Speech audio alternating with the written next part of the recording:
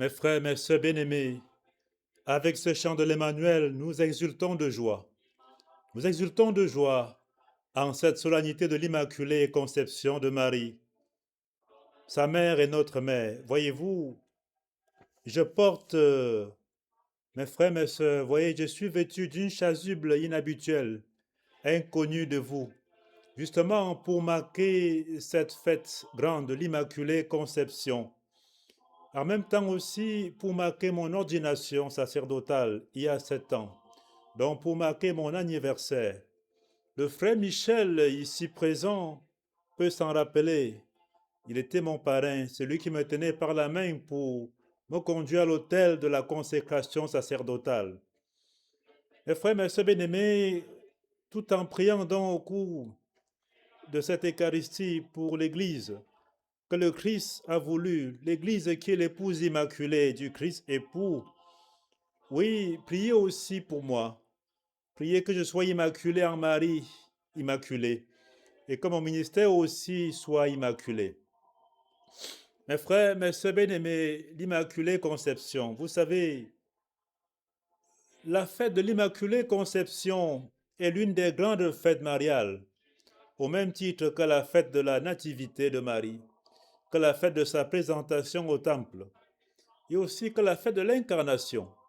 L'Incarnation est une fête mariale à cause de la maternité de Marie. Donc la fête de l'Incarnation, de Marie, Mère de Dieu, de l'Assomption, et bien d'autres fêtes mariales inconnues ou non encore définies. Oui, l'Immaculée Conception donc fait partie des grandes fêtes mariales comme celle-là que je viens de citer. Et vous savez, euh, le mystère de Marie n'a de sens. Il ne se comprend qu'en relation avec le mystère du Christ. Le mystère du Christ, voilà, en qui Marie prend tout son sens, en qui Marie a toute sa place. Donc, toutes les fêtes de Marie, toutes les fêtes de Marie n'ont de sens que par les fêtes du Christ.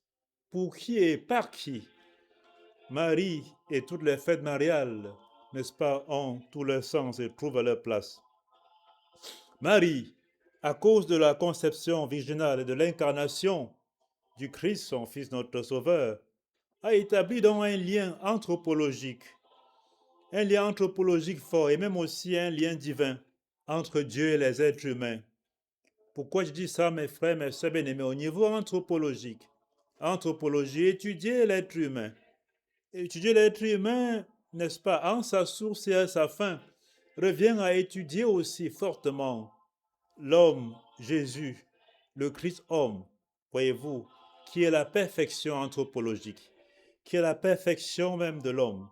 On dit qu'il est l'homme de l'homme. Il est l'être humain de l'être humain, pourrait-on dire.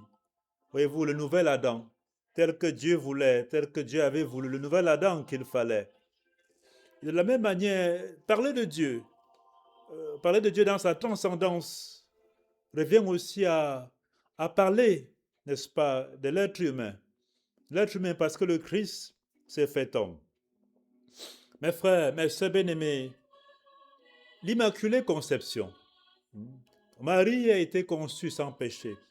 C'est ce que nous voulons dire par Immaculée Conception. L'Immaculée Conception, dont Marie préservée de tout péché. De tout péché. Voyez-vous, l'Immaculée Conception fait que Marie soit l'Ève par excellence. Ève par excellence, aux côtés du Christ, qui est l'homme par excellence, qui est l'Adam par excellence. En Romains chapitre 5, versets 12 à 21, Paul dit que par un seul homme, et Adam ici, et on peut aussi ajouter par une seule femme, Ève, que j'aime appeler la première Marie, le péché est entré dans le monde et ce péché s'est propagé et s'est transmis de génération en génération. Par conséquent, comme dit Paul, Paul dit cela en Romains 3, 23, tous ont péché et sont privés de la gloire de Dieu.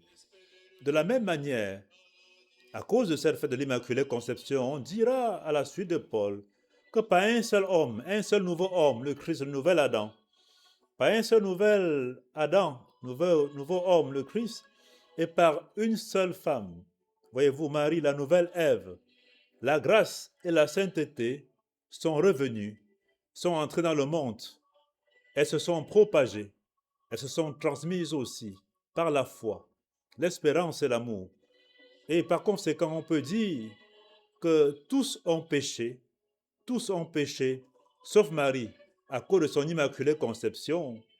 Tous ont péché, sauf Jésus, à cause de sa nature divine qui a assumé sa nature humaine, qui est aussi sans péché. Mes frères, mes sœurs bien-aimés, c'est cela, au fond, le mystère de l'immaculée conception. Hein? Paul dit dans Éphésiens que Dieu nous avait prédestinés à être irréprochables ou immaculés, à être sans tache. Oui, il dit cela, Éphésiens 1,4. Donc notre vocation est la sainteté. Notre vocation était d'être immaculés. On l'a perdu en Adam et Ève, mais on la retrouve en Jésus le nouvel Adam et en Marie la nouvelle Ève. Mes frères, mes sœurs bien-aimés, l'Immaculée Conception est déjà l'anticipation et la prophétie de la création nouvelle. C'est pour ça que je dis que Marie était comme le joker, c'est le joker de la récréation. Satan nous avait perdus, mais il oubliait que Dieu avait un joker. Quand on fait le jeu des cartes, il y a une carte qu'on appelle le joker. Quand on sort celle-là, alors on terrasse tout le monde, on écrase tout le monde. L'Immaculée Conception, donc, est le joker de la récréation, parce que c'est par là, par l'Immaculée Conception, il y a anticipation de la récréation, voyez-vous. Donc Marie était ce joker. Voyez-vous, Satan a utilisé Ève pour détruire la création. Et Dieu utilise Marie par l'Immaculée Conception pour refaire la création, pour refaire sa création. Marie avait l'Immaculée Conception et donc ce joker de Dieu pour sauver le monde, pour recréer le monde. L'Immaculée Conception, mes frères, mes sœurs bien-aimés, est la première victoire humaine contre le serpent, qui est la métaphore de Satan. Voyez-vous, Satan en Genèse 3, comment il a égaré et trompé les Benjamins que nous sommes, en Adam et Ève. Donc l'Immaculée Conception de Marie est la première victoire humaine que le Christ accorde contre le serpent. Voyez-vous, le joker est la première victoire. Parce qu'en Genèse 3, 15, il est dit que la femme devait écraser la tête du serpent. Il est dit, tu l'écraseras, n'est-ce pas, à la tête et lui te mordra au talon. Donc la première victoire annoncée. Et cette prophétie de Genèse 3, 15 commence à se réaliser par l'Immaculée Conception. La deuxième victoire de l'humanité contre le serpent, le Satan antique, donc, ce sera l'incarnation et la rédemption, n'est-ce pas, de Jésus-Christ, n'est-ce pas, né de Marie. Et la troisième victoire, c'est la victoire de la sanctification. Par le don du Saint-Esprit, nous sommes appelés à la sanctification. Donc chaque pas que nous posons dans la sainteté, ces pas-là sont comme des pas de l'Immaculée pour nous aider donc à entrer dans cette victoire et à nous approprier cette victoire. Nous partons donc de victoire en victoire. Vous comprenez pourquoi il est dit dans la préface pour l'Immaculée Conception, il est dit que si donc Marie est l'avocate et le modèle de la sainteté. Le nouveau mystère romain, c'est la page 348. Et on peut aussi dire que Marie est l'avocate de la grâce et l'avocate même de la sainteté. Modèle et avocate de la sainteté pour nous.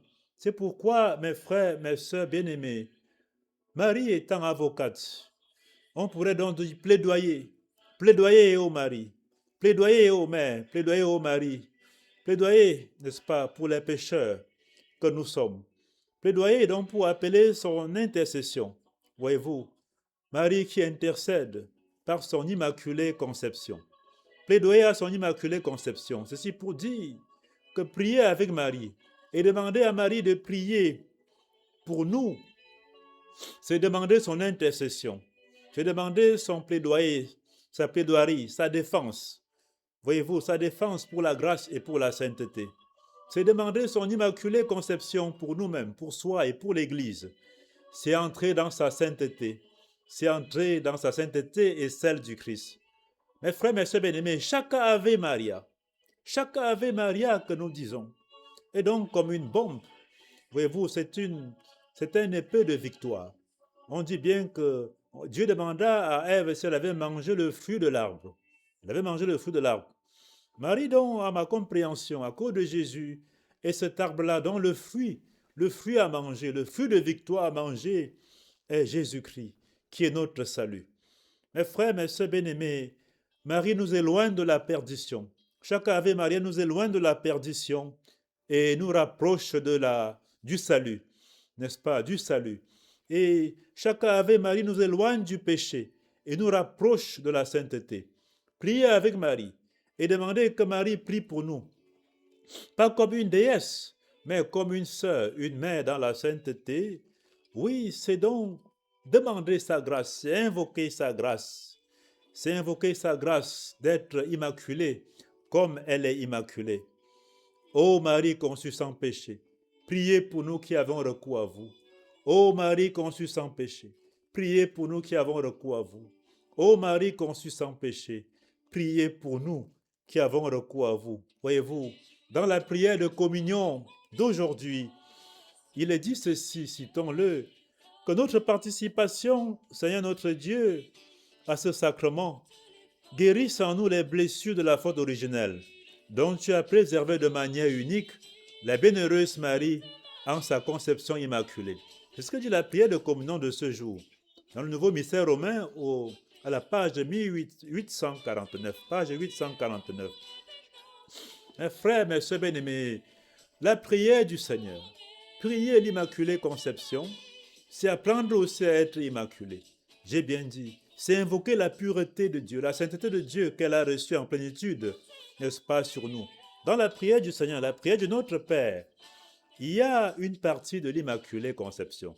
Quand on invoque la sainteté de Dieu, que ta sainteté, que ton nom soit sanctifié, qu'on invoque cette sainteté de Dieu, qu'on invoque son règne, voyez-vous, on invoque par là l'Immaculée Conception. On invoque par là sa sainteté même sur nous. Il y a aussi le verset où on demande qu'il pardonne nos péchés. Ce sont les parties, les versets de l'Immaculée, les versets de la sainteté. Voyez-vous, Seigneur, Seigneur, tu as envoyé ton Fils unique, né de l'Immaculée Vierge Marie, pour nous sauver du péché. Seigneur, prends pitié de nous. Ô Christ, tu es venu dans le monde en passant par Marie, la Vierge Immaculée, pour nous apprendre à être saints, comme la Trinité est sainte, et comme Marie elle-même est sainte dans la Trinité. Ô Christ, prends pitié de nous et purifie-nous. Tu es assis à la droite du Père en ton humanité, tu intercèdes pour nous. Avec Marie, ta mère et notre mère, Seigneur, prends pitié de nous. À toi la gloire pour les siècles des siècles. Amen. Gloire à toi, Seigneur. Gloire à toi, Seigneur. Gloire à toi, Seigneur. Gloire à toi, Seigneur.